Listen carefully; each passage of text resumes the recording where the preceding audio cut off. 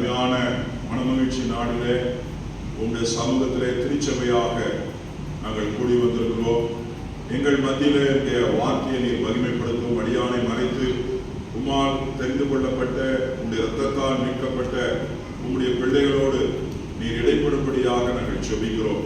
தொடர்ந்து நீர் எங்கள் மத்தியில பிரசனராய் இருந்து எங்களை வழிநடத்தும் ஆசீர்வதியும். எல்லா துதியும் ஒருவருக்கே செலுத்தி ஆண்டவராகிய இயேசு கிறிஸ்துவின் மூலம் இந்த ஜெபத்தை ஏறெடுக்கிறோம் நல்ல பிதாவே, ஆமென். ஆண்டவருடைய நாமம் மகிமைப்படுவதாக. இந்த நாளில அருமையான இந்த வாய்ப்பை கொடுத்த திருச்சபை போதகர் மற்றும் கமிட்டி மற்றும் திருச்சபை அங்கத்தினர்கள் ஒவ்வொருவருக்கும் நான் இந்திய அர்ப்பணியின் மிஷனரி ஸ்தாபனத்தின் சார்பாக நன்றிகளை தெரிவிக்கிறேன்.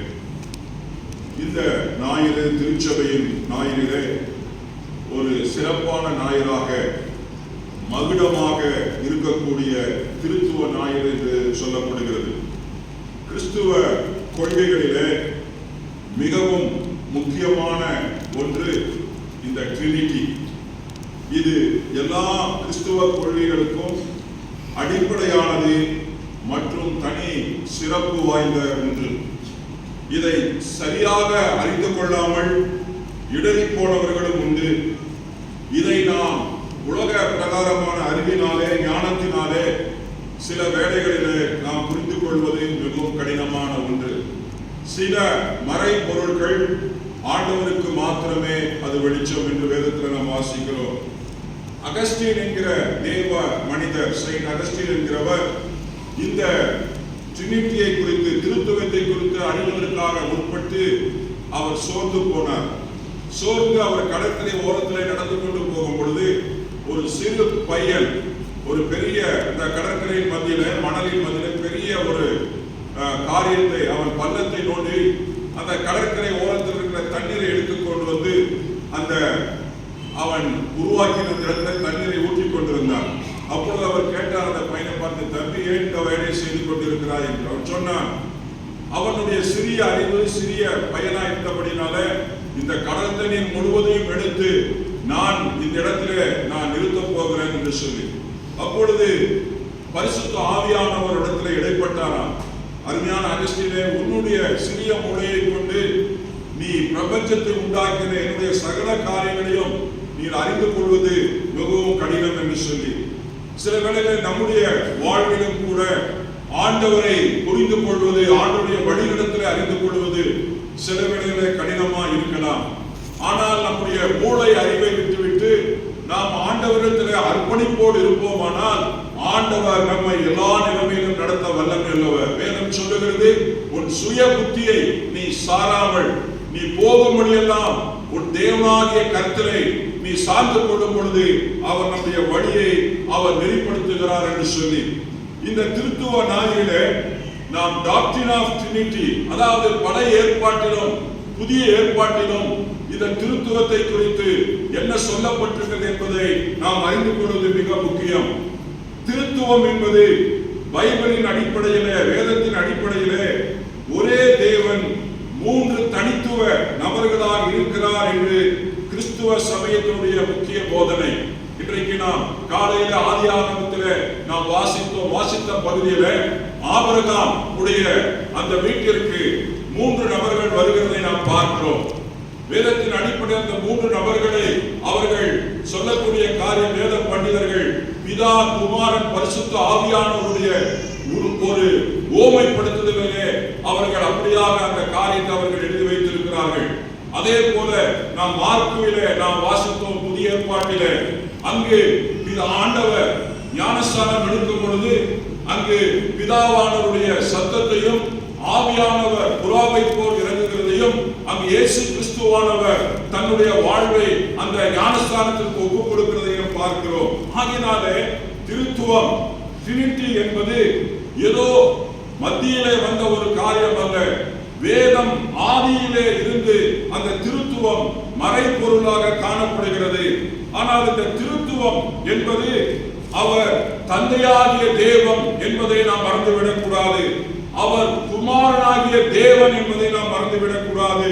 அவர் பரிசுத்த ஆவியாகிய இருக்கக்கூடிய தேவன் என்பதை நாம் மறந்துவிடக் கூடாது. மூவரும் தனிப்பட்ட நபர்கள், ஆனால் ஒரே தேவனாக அவர்கள் இருக்கிறார்கள். They are co-equal, co-eternal and co-substantial என்று சொல்லப்பட்டிருக்கிறது ஆங்கிலத்தில். ஆதியாகமம் 1:1 நீங்கள் வாசிப்பீர்கள் என்றால், ஆதியிலே தேவன் வானத்தையும் பூமியையும் படைத்தார் என்று சொல்லப்பட்டிருக்கிறது. இது நம்முடைய தமிழ் மொழிபெயர்ப்பிலே தேவன் என்று சொல்லப்பட்டிருக்கிறது. ஆனால் ஆதியிலே எலோகிம் என்கிற வார்த்தை எபிரேய வார்த்தை, எபிரேய அந்த மூல பாஷையில் எழுதப்பட்டிருக்கிறது. ஆதியிலே எலோகிம் வானத்தையும் பூமியையும் என்ன பண்ணினார்? உண்டாக்கினார் என்று சொல்லப்பட்டிருக்கிறது. எல் என்றால் நமக்கு தெரியும் கடவுள். எலோகிம் என்பது எல் என்ற சொல்லினுடைய ப்ளூராலிட்டி, ப்ளூரல் என்கிற ஒரு தன்மை. நம்முடைய வேதாகமத்திலே ஏகத்துவ கடவுளை பற்றி பேசும்போது இந்த பன்மை சொல் பயன்படுத்தப்படுகிறது. Singular, person is singular. ஆனால் அவரை நாம் சொல்லும் பொழுது ப்ளூரலாக பன்மை தன்மையோடு நாம் ஆண்டவரை அழைக்கிறதை நாம் பார்க்கிறோம்.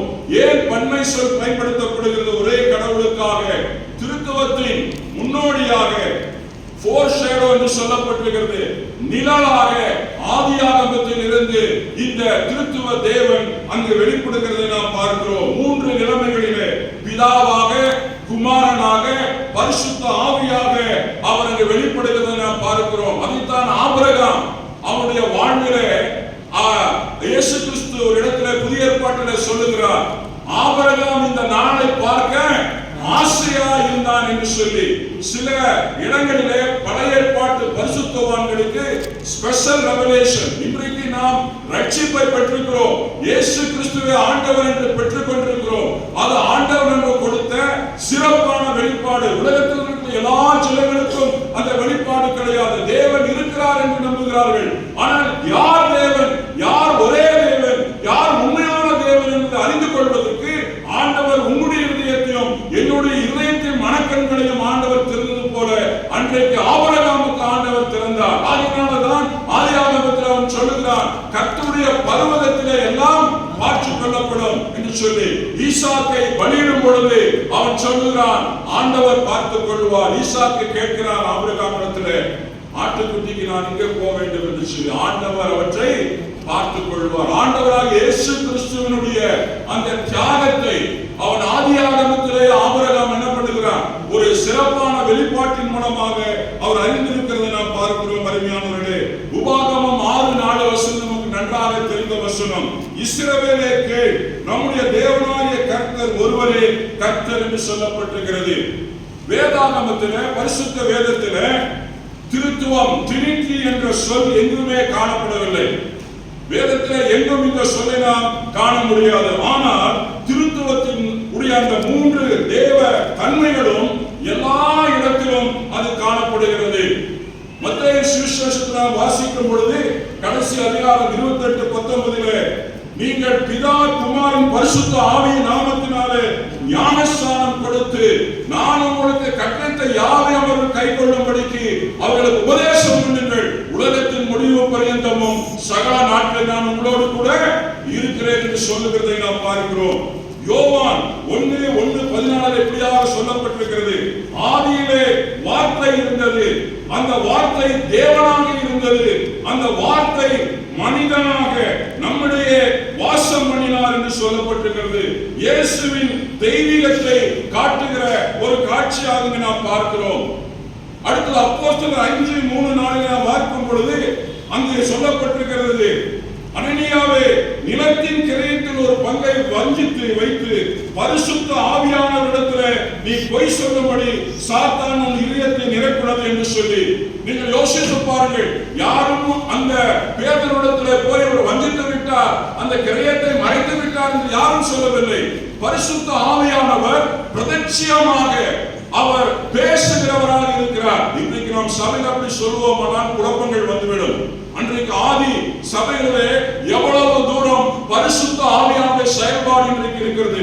இன்றைக்கு சபையிலே பரிசுத்த ஆவியானவருடைய டெமான்ஸ்ட்ரேஷனை பார்க்கிறார்கள் மக்கள். அது பரிசுத்த ஆவியானவருடைய டெமான்ஸ்ட்ரேஷன் கிடையாது. நாம் மனிதர்களாக ஆவியானவரை ஏதோ ஒரு கண்ணோட்டத்திலே இன்றைக்கு பல திருச்சபையிலே பல நிலைமைகளிலே அதை நாம் காண்கிறோம். அருமையானவர்களே, அது மாத்திரமல்ல, இங்கு அவர் சொல்லுகிற காரியம் ஆதியாகமம் 1:24 இப்படியாக சொல்லப்பட்டிருக்கிறது. பின்பு தேவன் நமது சாயலாக, சிங்களர்கள் புளூரலாக மாறிவிட்டு பாருங்கள். பின்பு நான் தேவன் நமது சாயலாகவும் நமது ரூபத்தின்படியாகவும் மனுஷனை உண்டாக்குவோமாக என்று சொல்லுகிறதை பார்க்கிறோம். இன்னும் ஏசாயா 6:8 என்ன சொல்லப்பட்டிருக்கிறது? பின்பு நான் யாரை அனுப்புவேன்? இங்கு சிங்களர். பின்பு நான் யாரை அனுப்புவேன்? யார் நமது காரியமாக போவான் என்ற ஆண்டுடைய சத்தத்தை கேட்டேன். அடுத்த அந்த படிப்பாற்றீர்கள் என்றால் ப்ளூரலிட்டி என்று சொல்லப்பட்டிருக்கிறது.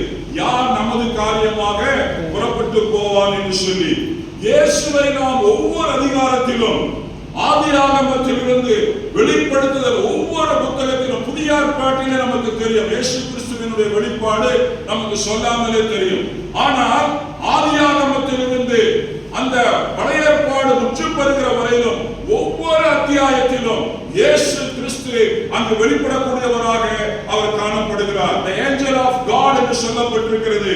அதாவது ஆதியாகமம் 13ஆம் அதிகாரத்தில் யாக்கோபோடு அவர் என்ன பண்ணுகிறார்?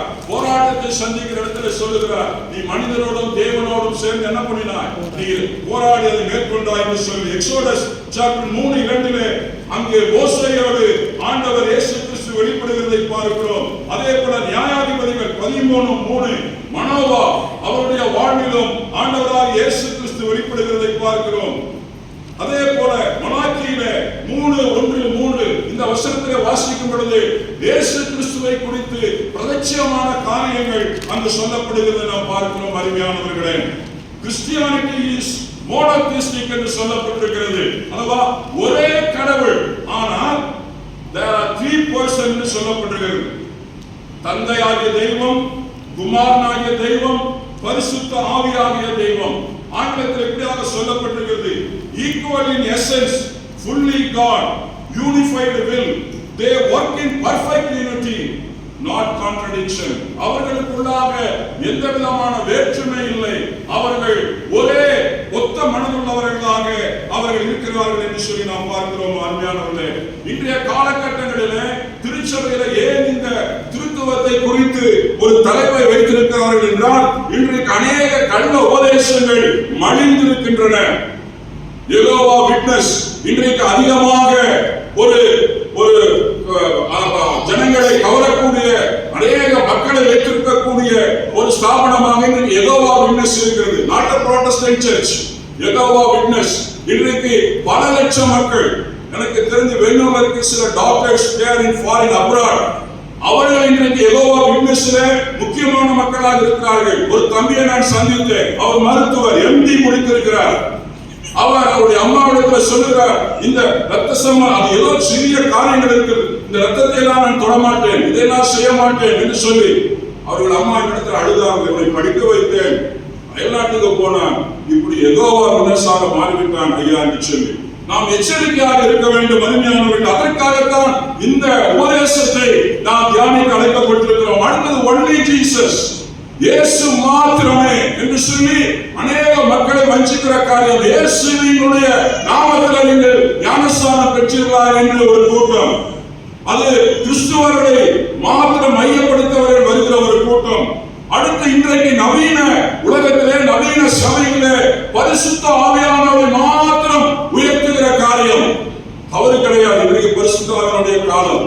ஆனால் நாம் ஒன்றை உயர்த்திவிட்டு, ஒன்றை நடுநிலைமைப்படுத்திவிட்டு, ஒன்றை முற்றிலுமாக வரப்போமானால் அது வேதத்திற்கு புறமான காரியம். அருமையானவர்களே, நைசியன் கிரீட் என்று சொல்லக்கூடிய கவுன்சில் ஆஃப் நைசியா, தமிழிலே நிக்கோயா என்று சொல்லப்படுகிறது, நிக்கோயா பேரவை என்று சொல்லி, இது கிறிஸ்துவ உலகிலே நடைபெற்ற மிக முக்கியமான முதலாம் பேரவை.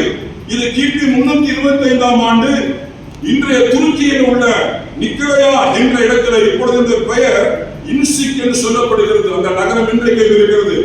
அங்கு கான்ஸ்டான்டினோபிள் அவனுடைய காலத்திலே, அந்த பேரரசின் காலத்திலே இதற்காக ஒரு